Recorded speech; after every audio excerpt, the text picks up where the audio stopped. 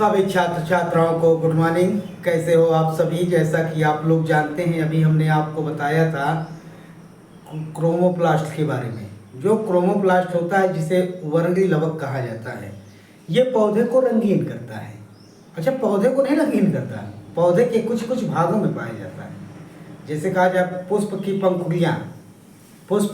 पंखुड़ियाँ, इसके बाद ये पके हुए फल, और जड़ों में कहा जाए तो चुकंदर का जड़, जो चुकंदर की जड़ है वहाँ पे वर्णी लवक है, पके हुए फलों में, उसके अलावा पुष्प की पंखुड़ियों में, जिसको दलपुंज कहा जाता है, वहाँ पर जो है ये लवक पाया जाता है और ये उसको रंगीन कर देता है। रंगीन करने के बाद बारी आती है हरित लवक की। क्या होता है हरित लवक? हरित लवक क्या है? तो आप कहेंगे कि सर ये जो है पौधे में पाया जाता है, पौधे को हरा बनाता है, और हरा बनाता है इसलिए प्रकाश संश्लेषण होता है इसमें। ठीक है, सही है, आप जो बताए बहुत अच्छा बताए। लेकिन हरित लवक के बारे में आज डिटेल स्टडी करना चाहते हैं कायदे से। एक बार में हरित लवक देख लीजिए और पूरा जो है जितना भी प्रश्न बनेगा इससे सभी प्रश्न जो है आपके क्लियर हो जाएंगे। एक बार हरित लवक देखिएगा। तो चलिए शुरू करते हैं। जो हरित लवक होता है ये पौधे के ऐसे भागों में पाया जाता है जो हरे होते हैं। पौधे के ऐसे भागों में पाया जाता है जो हरे होते हैं। क्या होते हैं? हरे होते हैं। पौधे के उन भागों में होता है जो क्या होते हैं? हरे होते हैं। अब जैसे आपसे कहा जाए कि पौधे का कौन सा भाग है जो हरा होगा, तो आप जानते हैं पौधे में जो स्ट्रक्चर है लीफ की, वहाँ पर ये खूब मात्रा में होता है, भरपूर मात्रा में। आप कहेंगे ये कैसे? तो हम कहेंगे ये ऐसे। ये देखिए, ये पत्तियां हैं आपकी, ये हैं, और इन पत्तियों में आप देखेंगे ये पूरी तरीके से हरी है। बोलो, है ना? ये पूरी तरीके से हरी है, इसका मतलब इसमें भरपूर मात्रा में खूब हरित लवक है। इसके अलावा एक पत्ती हमारे पास ये है, इसमें देखिएगा, इसमें भी हरित लवक है, हरी है। क्या है? हरी है। तो आप ये बताइए, एक ये पत्ती है या भी हरी है, तो अगर ये हरी हैं तो इनमें हरित लवक है, तो आप कहेंगे कि इसमें ये बीच बीच में जो इसका स्टेम है जहाँ पे पत्ती नहीं है, ये पॉइंट देखिएगा, ये वाला पॉइंट जहाँ पे पत्ती नहीं है, यह भी तो हरा है ना? है। इसके अलावा ये देखिए, ये पॉइंट, ये पर्णग्रंथ इसको कहा जाता है। 11 वाले ध्यान दें, ये पर्णग्रंथ जो होता है यह भी तो हरा है ना? तो अगर ये हरा है तो इसका मतलब इसके पास भी क्या है? हरित लवक। क्या है? हरित लवक। तो इसका मतलब ये समझिए आप कि पत्तियों में ही नहीं पाया जाता हरित लवक। ध्यान दीजिएगा, पत्तियों में ही नहीं पाया जाता, बल्कि इसके अलावा ये स्टेम में भी पाया जाता है। कहाँ पाया जाता है? स्टेम में। इसके अलावा अगर हम बात करें आपसे कच्चे फलों की, ध्यान दीजिएगा, कच्चे फलों की। जो कच्चे फल होते हैं, कच्चे फल हरे रंग के होते हैं, उनका छिलका हरे रंग का होता है। सब्जियां ले लीजिए, उनका छिलका किस रंग का है? हरे रंग का। आप ये हरी सब्जियां जितनी होती हैं इनको देख लीजिए, हरे रंग का छिलका है। ये नेनुआ, तरोई, इनका छिलका कैसा है? हरे रंग का है। क्यों? किस वजह से? मैंगो, पपाया क्या है? हरे रंग का है। बिजलर गार्ड करेला किस रंग का है? स्किन हरे रंग का है। अर्थात ये पत्ती में, तने में, फलों में पाया जाता है, सब्जियों में। ठीक है, कहाँ कहाँ? पत्तियाँ, तने, सब्जियाँ, कच्ची सब्जियाँ जो होती हैं हरी सब्जियों में, और कच्चे फलों में पाया जाता है। आइए चलते हैं, तो इसकी लोकेशन थोड़ा चेक करते हैं, ये रहता कहाँ पे?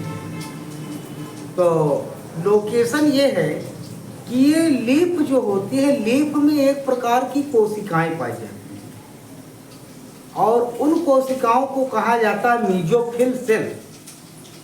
लीफ में एक प्रकार की कोशिकाएं पाई जाती हैं और उनको कहा जाता है मीजोफिल सेल। और मीजोफिल सेल में ये 20 से 40 तक की क्लोरोप्लास्ट की संख्या होती है। आप कहेंगे ये 20 से 40 तक की संख्या कहाँ? लीफ में कैसे? अरे जरा देखिए ना, ये संरचना होती है लीफ में। अगर कहें कि कौन से स्ट्रक्चर होती है, तो यही तो है 20 से 40 की संख्या। कितनी संख्या? 20 से 40 की संख्या यही है। ये है, ये क्या है? यही तो है हरित लवक। एक एक मीजोफिल सेल में, अब मीजोफिल सेल कहाँ होगी ये भी समझना जरूरी है। जैसे लीफ है, ये क्या है? लीफ है। तो लीफ में बहुत सी असंख्य मीजोफिल कोशिकाएं पाई जाती हैं। लीफ में बहुत सी मीजोफिल कोशिकाएं पाई जाती हैं। कौन सी कोशिकाएं? हम लिखे दे रहे हैं, मीजोफिल कोशिकाएं।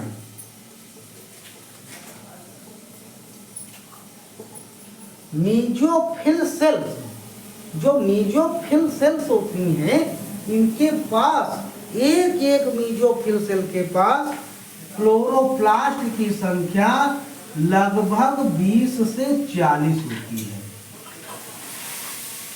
50 भी हो सकता है, नो डाउट, नो कंफ्यूजन।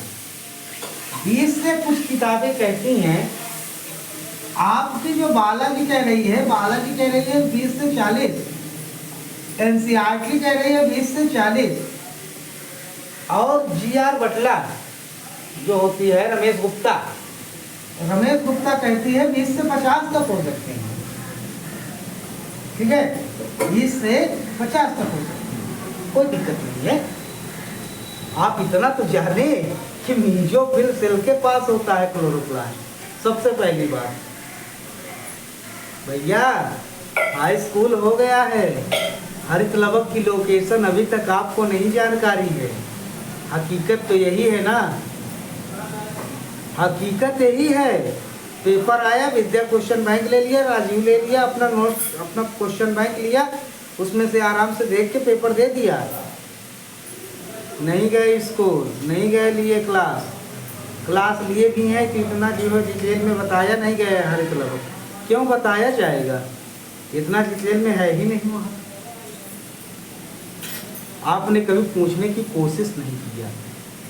नहीं, dark reaction, light reaction, photosynthesis सब कुछ है 10 में, लेकिन आपने कभी पूछा कि यह हरित लवक है तो कितना है, कैसे है, कहाँ है, प्रकाशिक अपक्रिया हुई या प्रकाशिक हुई, सब तो आप जान चुके हैं, लेकिन हरित लवक की लोकेशन आपको जानकारी नहीं दी गई। कोई बात नहीं, नहीं मिला कोई बात नहीं, आप परेशान मत होइएगा। हरित लवक की जानकारी तब नहीं मिली, अब मिलेगी और बेहतर तरीके से मिलेगी।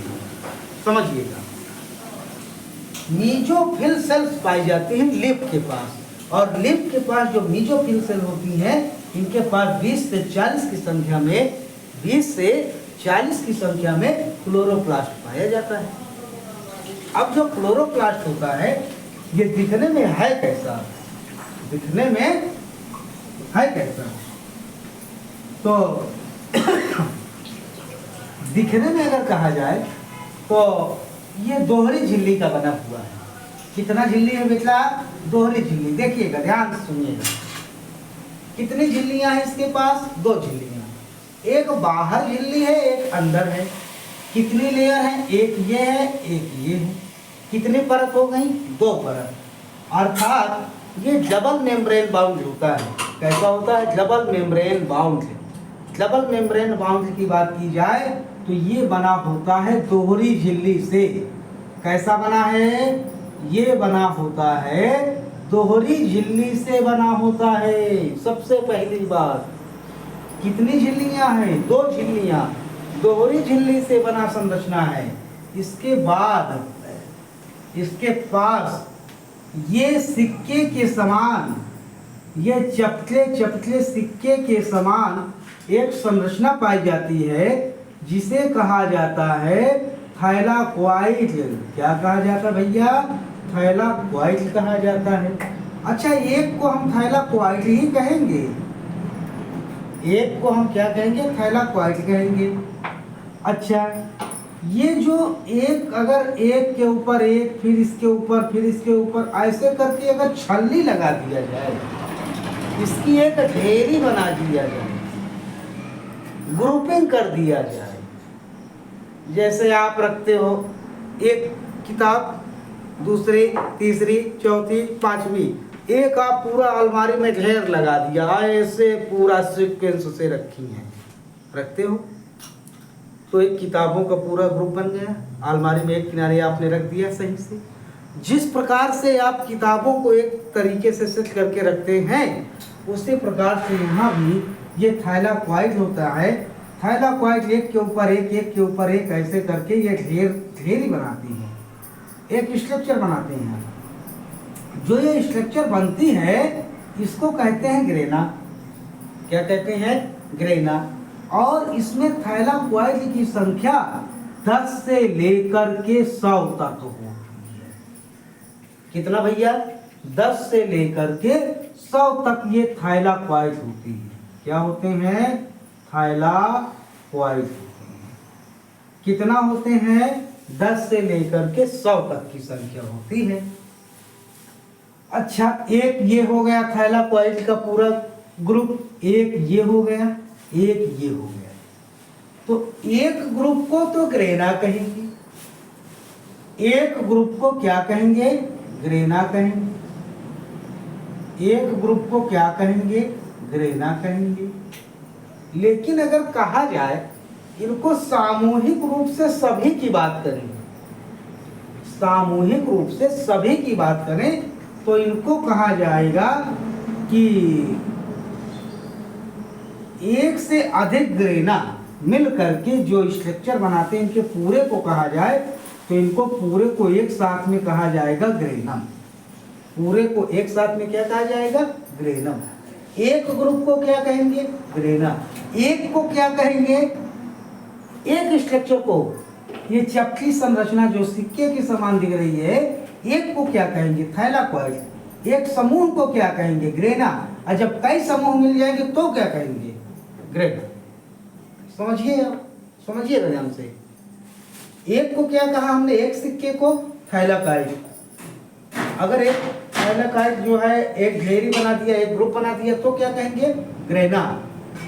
अब जब कई ग्रेना आपस में मिल गए, एक समूह बना दिया तो क्या कहा जाएगा? ग्रेना। तो ग्रेना, ग्रेनम, थाइलाकोइड। ठीक है, चलिए आपको बता देते हैं, ये ग्रेनम जो होते हैं, ग्रेना जो होते हैं, एक दूसरे से अंदर से एक दूसरे से जुड़े होते हैं, अटैच होते हैं। सभी ग्रेना एक दूसरे से आपस में अटैच होते हैं। जानकारी या पदार्थों का आदान प्रदान आसानी से होता है। ये पदार्थों का आदान प्रदान ये नलिकाओं द्वारा होता है। ये आपको दिख रही होंगी नलिकाएं। इन नलिकाओं को कहा जाता है ग्रेनल स्ट्रोमा लैमेली। क्या कहा जाता है? Granal stroma lamellae. तो ये नलिकाएं होती हैं। इसके अलावा अगर कहा जाए कि ये भाग जो होता है ये सारा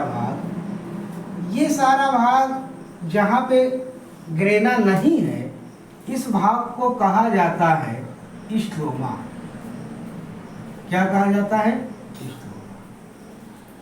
जहाँ पर ग्रेना नहीं है उस भाग को कहा जाता है स्ट्रोमा। क्या कहा जाता है? स्ट्रोमा। इसके अंदर एक कहा जाए, ये जो झिल्ली है, बाहरी झिल्ली, ये बनी होती है लाइपोप्रोटीन की। लाइपोप्रोटीन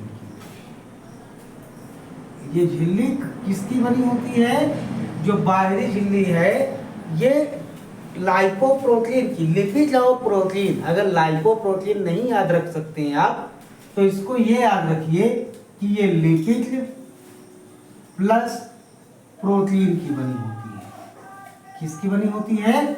लिपिड प्लस प्रोटीन की बनी होती है। और बीच में इसमें एक तरल पदार्थ पाया जाता है। दोनों झिल्लियों के मध्य में एक तरल पदार्थ पाया जाता है जिसे कहा जाता है पेरीप्लास्टिडियल द्रव। जिसे क्या कहा जाता है? पेरीप्लास्टिडियल द्रव कहा जाता है। इसको थोड़ा सा एक सेकेंड इसको थोड़ा क्लियर करते हैं कि कौन सा द्रव है।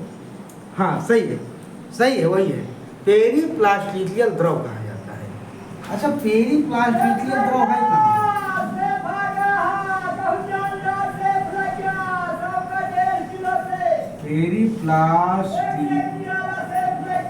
एक सेकंड, मैं इसको हिंदी में नहीं, इंग्लिश में, हिंदी में आएगा भी नहीं। पेरीप्लास्टिडियल फ्लूइड, पेरीप्लास्टिडियल फ्लूइड, ठीक है, पेरीप्लास्टिडियल फ्लूइड यानी पेरीप्लास्टिडियल द्रव इसके दोनों के बीच में पाया जाता है। आइए जानते हैं क्या होता है काम ग्रेना का और क्या होता है काम स्ट्रोमा का। वैसे तो बताना बहुत कुछ है, बस यही है कि ये थोड़ा सा फिगर वाला काम निपटा लेते हैं। फिगर वाला काम इसलिए निपटाना है क्योंकि फिगर हटलाना भी है। तो ये सोच रहे हैं कि अगर फिगर हटा दिया जाएगा तो फिर प्रकाश संश्लेषण वाली अभिक्रिया नहीं समझ में आएगी, इसलिए थोड़ा सा इसको समझ लीजिए, इसके बाद फिर इसको हटाते हैं, ठीक है। अभी हम तब तक के लिए आपसे जो है इतना पार्ट हटा करके आपको बताएंगे प्रकाशिक अभिक्रिया के बारे में। अब ये थैलाकोइड है, आप समझ चुके हैं, कोई दिक्कत नहीं है। आइए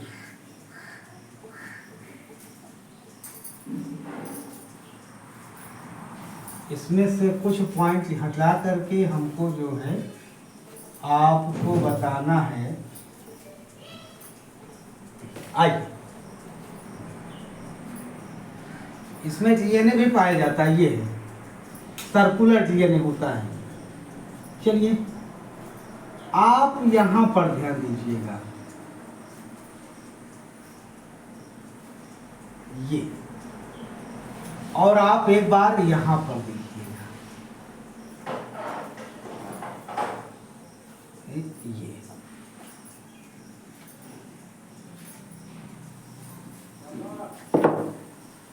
एक दूसरा कलर भी नहीं है।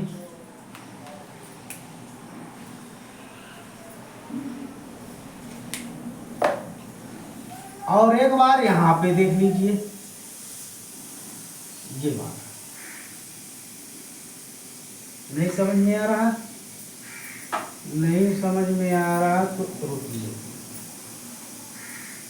इसको साफ ही कर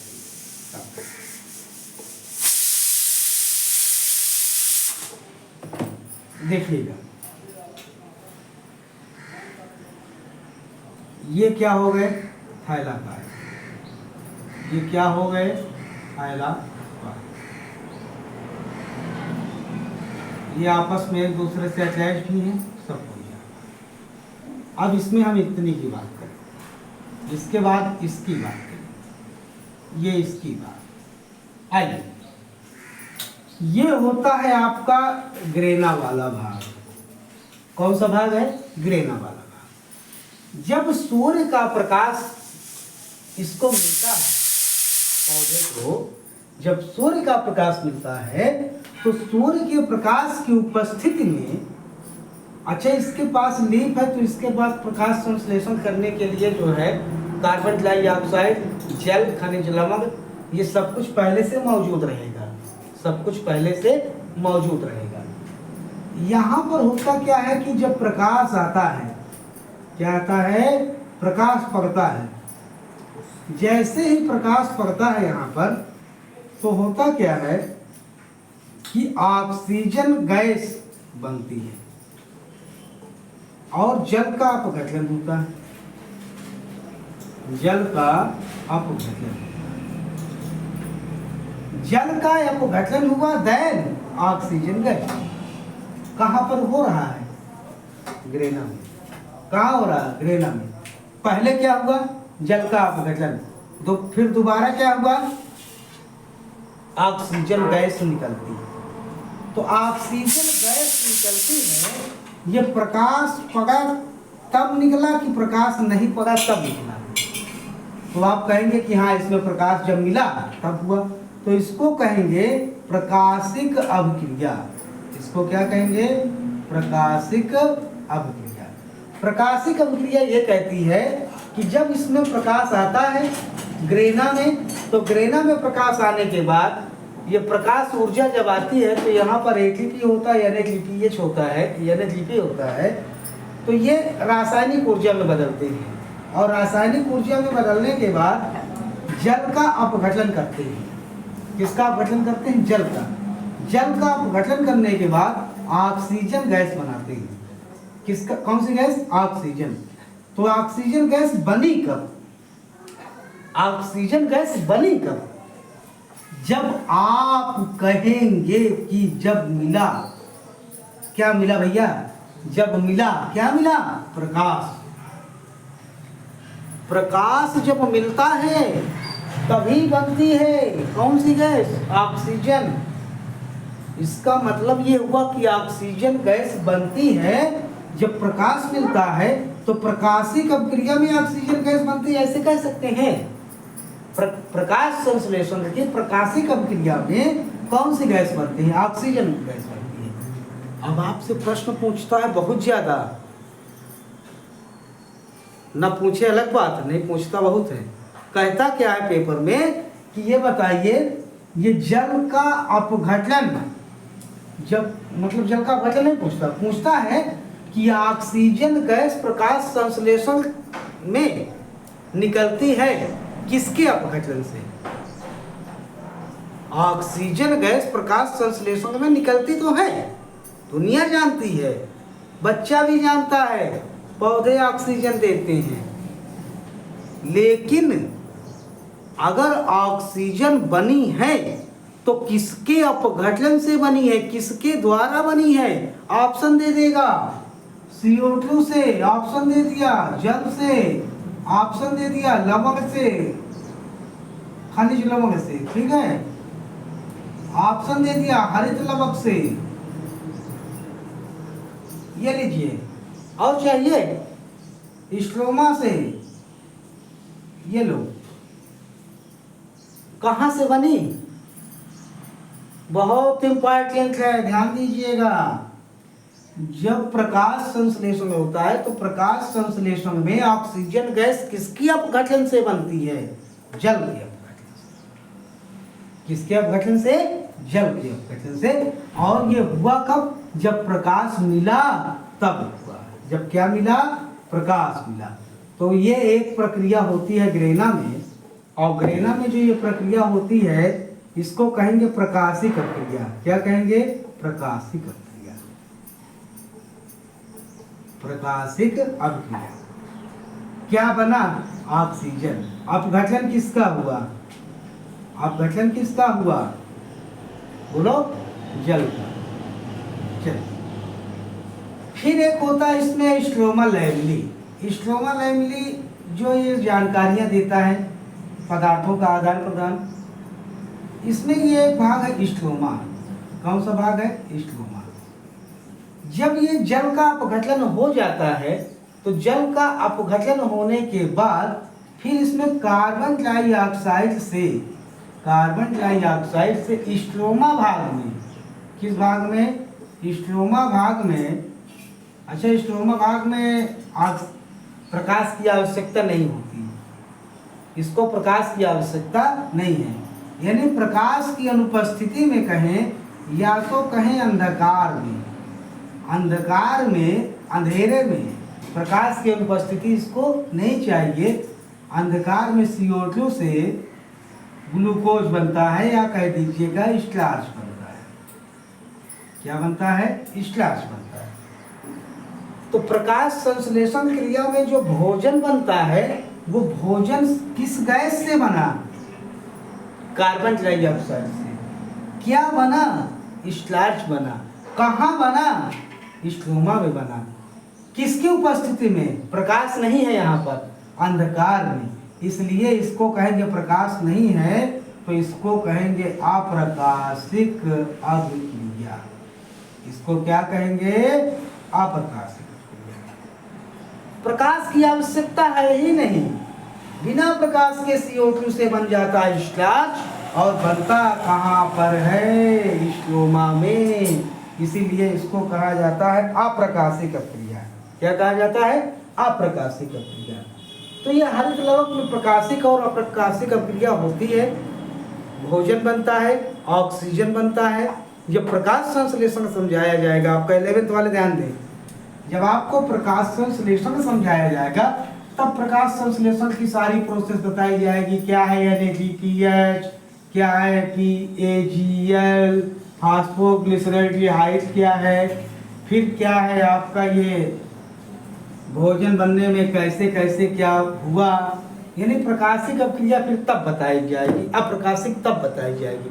अभी हल्की सी बातें आपको इसलिए बताई गई कि हरित लवक में ये चीजें होती हैं, केवल इसलिए समझा रहे हैं इसको कि हाँ भैया, जब हरित लवक आप समझ रहे हैं तो ये भी थोड़ा जानते चलिए कि हरित लवक में भोजन बनता है, प्रकाश संश्लेषण होता है। अब प्रकाश संश्लेषण हरित लवक के कौन से भाग में कौन सी क्रिया, प्रकाश संश्लेषण की कौन सी क्रिया कौन से भाग में, तो आप समझे कि ग्रेना भाग में प्रकाशिक और स्ट्रोमा भाग में अप्रकाशिक। ये लवक समझाने के वजह से इतना हमने आपको बताया।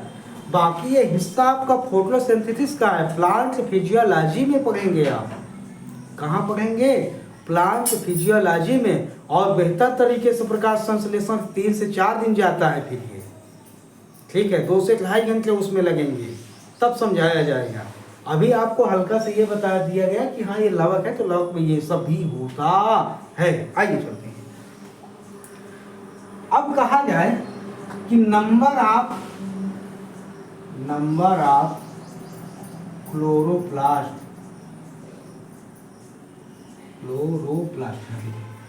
नंबर ऑफ क्लोरोप्लास्ट कैसे होते हैं? अब जैसे एल्गा है, एल्गा में and number and size and number of chloroplast. अब जैसे एल्गा है, एल्गा में कई साइज का होता है, कई आकार, इसके क्या होते हैं? कई आकार का होता है। अगर एल्गा में एक होता है क्लेमाइडोमोनास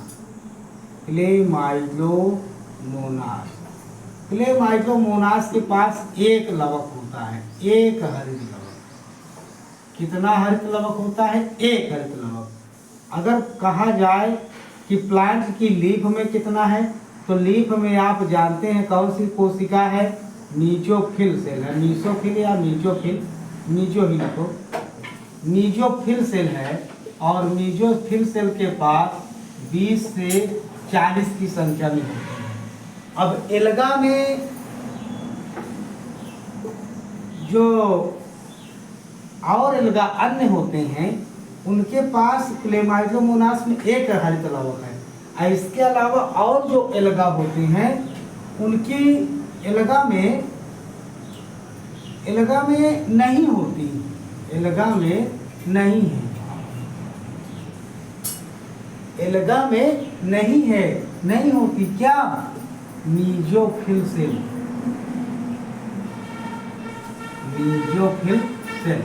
ये भी ध्यान दीजिएगा। पता लगा मीजोफिल सेल एल्गा में जबरदस्ती दबा के लगा दिया, नहीं, एल्गा में मीजोफिल सेल नहीं है, एल्गा में नहीं है। कौन? Mesophyll cell. भैया मीजोफिल सेल नहीं है तो उसके पास है क्या? उसके पास एक स्ट्रक्चर है क्वांटलासोम। उसके पास एक स्ट्रक्चर है, नाम क्या है? क्वांटलासोम। तो उसके क्वांटलासोम होते हैं और वहाँ मीजोफिल सेल नहीं है। अच्छा जरा बताइएगा, मीजोफिल सेल होती तो हरित लवक होता? बोलो होता। यस होता। तो उसके पास हरित लवक नहीं है, तो हरित लवक की जगह पर है कौन?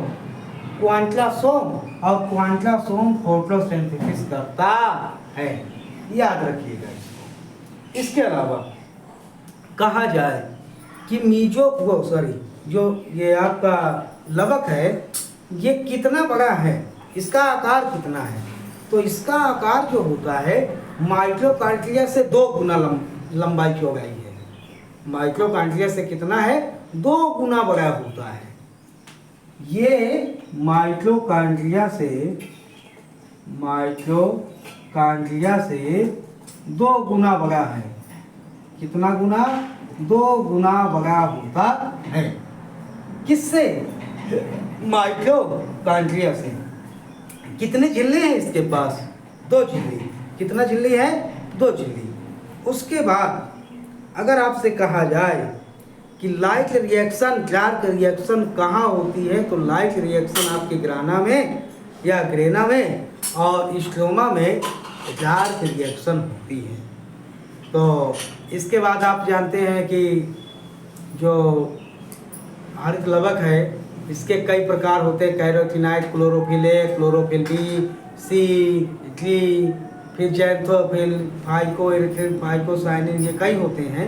वो तो खैर उसके पार्ट है, फाइकोएरिथ्रिन वर्गीय के, यानी हरित लवक में ही कई भाग होते हैं। अब जैसे पर्णहरित की इनकी संरचना होती है, फिर केमिकली स्ट्रक्चर होती है, ये सारी सब कुछ होती है, लेकिन ये संरचनाएं आपको जानकारी वहाँ दी जाएगी जहाँ आप प्रकाश संश्लेषण पढ़ेंगे। जहाँ क्या पढ़ेंगे? प्रकाश संश्लेषण पढ़ेंगे। अभी इसमें फिलहाल अभी आप इतनी दूर तक इसको तैयार रखिए। इसके पास प्रोटीन होता है, पर्णहरित होता है, डीएनए होता है, आरएनए होता है, और क्या होता है इसके पास? फास्फोलिपिड है, और मैग्नीशियम है, कॉपर है, जिंक है, ये भी पाए जाते हैं तत्व। किसके पास? हरित लवक के पास। क्या क्या? मैग्नीशियम है, जिंक है, कॉपर है, इसके अलावा आपके पास इसके है प्रोटीन होता है, प्रोटीन के बाद फिर जो है डीएनए है, थोड़ा सा आरएनए है, सारा सब कुछ इसके पास। एंजाइम बहुत इसके पास होते हैं। क्या होते हैं? एंजाइम। वही एंजाइम तो ये प्रक्रियाएं करवाती हैं। तो ये आपका वो प्रकाश संश्लेषण का जो महत्वपूर्ण पार्ट है कौन? हरित लवक हुआ। क्या हुआ? हरित लवक। और इसको बेहतर तरीके से इतना आप तैयार कर लीजिए, ठीक है? आप अभी इतना तैयार कर लीजिए। इसके बाद अगर हमको आवश्यकता है, हमको ऐसा लग रहा है कि अभी कम है, तो फिर हरित लवक का एक क्लास और ले लिया जाएगा, ठीक है? अभी आप सारी जानकारियां हमने बटोर लिया है, इकट्ठा कर लिया है, और इतनी दूर तक आपको ले आएंगे। अगर आपको लगे कि अभी कम है तो फिर बताइएगा, एक लेक्चर इसका और लिया जाएगा। एक छोटी सी जानकारी और देते हैं। जानकारी ये है कि माइटोकॉन्ड्रिया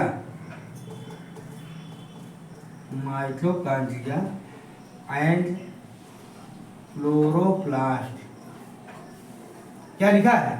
माइटोकॉन्ड्रिया एंड क्लोरोप्लास्ट की उत्पत्ति, बहुत अच्छा पॉइंट है। माइटोकॉन्ड्रिया एंड क्लोरोप्लास्ट की उत्पत्ति प्रोकैरियोट से हुई है। किस कोशिका से हुई है?